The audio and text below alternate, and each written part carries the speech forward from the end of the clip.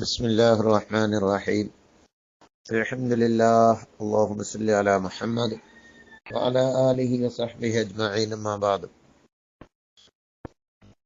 ബഹുമാനികളെ, മുത്തനബി സല്ലല്ലാഹു അലൈഹി വസല്ലമ തങ്ങളുടെ മേലിൽ കഴിവിന്റെ പരമാവധി നമ്മുടെ നടത്തത്തിലും ഇരുത്തത്തിലും മറ്റു സമയങ്ങളിലൊക്കെ സ്വലാത്തുകൾ ചൊല്ലുക എന്നത് ദുനിയാവും ആഖിറവും നമുക്ക് രക്ഷപ്പെടാനും അതിൽ വിജയം ലഭിക്കാനും കാരണമാണ്.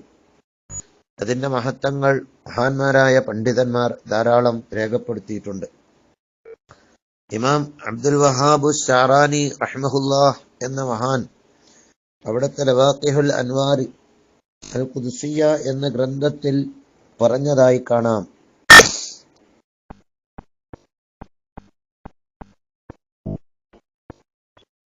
അദ്ദേഹം പറയാണ്, ഖദ് ഹുബ്ബിബ ലി അൻ അദ്കുറ ലക യാ അഖി ജുംലതൻ മിൻ ഫവായിദി സ്വലാത്തി വസ്സലാം. നബി സല്ലല്ലാഹു അലൈഹി വസല്ലം തങ്ങളുടെ മേലിലുള്ള സ്വലാത്തിന്റെ ഫലങ്ങൾ, അതിന്റെ മഹത്വങ്ങൾ, അതിന്റെ ഒരു കൂട്ടം കാര്യങ്ങൾ ഞാൻ നിനക്ക് പറഞ്ഞു തരാൻ ഞാൻ ആഗ്രഹിക്കുന്നു.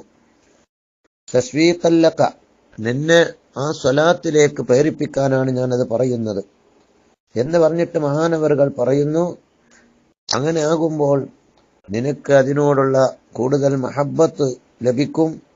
നിന്റെ അധിക സമയങ്ങളും നീ സ്വലാത്ത് ചൊല്ലുന്നവനായി മാറുകയും ചെയ്യും. അപ്പോൾ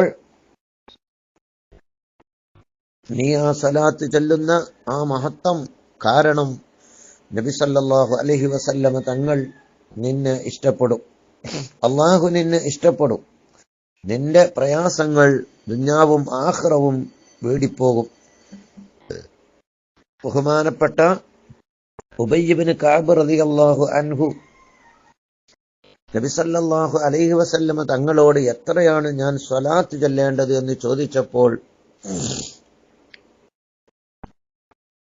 നീ എത്രയും ചൊല്ലിയാൽ അത് നിനക്ക് ഉത്തമമാണ് എന്ന് പറഞ്ഞ് അവസാനം ഞാൻ എന്റെ സമയങ്ങൾ മുഴുവനും നിർബന്ധമായ കാര്യങ്ങൾ ഒഴിച്ചിട്ട് ബാക്കി മുഴുവൻ സമയങ്ങളും അങ്ങയുടെ മേലിൽ സ്വലാത്ത് ചൊല്ലാൻ ഞാൻ ഉപയോഗിക്കുമെന്ന് പറഞ്ഞപ്പോൾ നബി സല്ലല്ലാഹു അലൈഹി വസല്ലമ തങ്ങൾ പറഞ്ഞത്, ഇദ യക്ഫീക അല്ലാഹു ഹമ്മ ദുനിയാക വ ആഖിറതിക, നിന്റെ ദുനിയാവിലെയും ആഖിറത്തിലെയും എല്ലാ ടെൻഷനുകളും അല്ലാഹു നീക്കിത്തരും.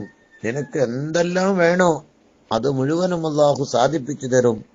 എന്ത് ബുദ്ധിമുട്ടുകളും പ്രയാസങ്ങളും നീക്കിത്തരും എന്ന് നബി സല്ലല്ലാഹു അലൈഹി വസല്ലമ തങ്ങൾ സ്വലാത്ത് കൊണ്ട് മുഴുവൻ സമയങ്ങളും ജോലിയായാൽ എന്ന് പറയുകയുണ്ടായി. അതുകൊണ്ട് ഇനിയും ധാരാളം മഹാനവറുകൾ ഇങ്ങനെ പറഞ്ഞുകൊണ്ടിരിക്കുന്നുണ്ട്. ഇൻഷാ അല്ലാഹ് അത് നമുക്ക് അടുത്ത ക്ലാസ്സുകളിലൊക്കെ പറയണം.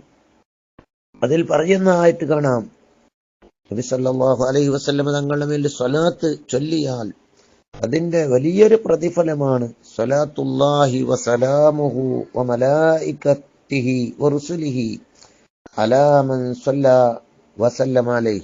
നബി സല്ലല്ലാഹു അലൈഹി വസല്ലമ തങ്ങളുടെ മേൽ സ്വലാത്തും സലാമും ചൊല്ലുന്നവന്റെ മേലിൽ അള്ളാഹുവിന്റെ സ്വലാത്ത് ലഭിക്കും, മലക്കുകളുടെ സ്വലാത്ത് ലഭിക്കും, പ്രവാചകന്മാരുടെ സ്വലാത്ത്, മുർസലുകളുടെ സ്വലാത്ത് ലഭിക്കും, അള്ളാഹുവിന്റെ സ്വലാത്ത് ലഭിക്കും, മലായികത്തിന്റെ സ്വലാത്ത് ലഭിക്കും, പ്രവാചകന്മാരുടെ സ്വലാത്ത് ലഭിക്കും.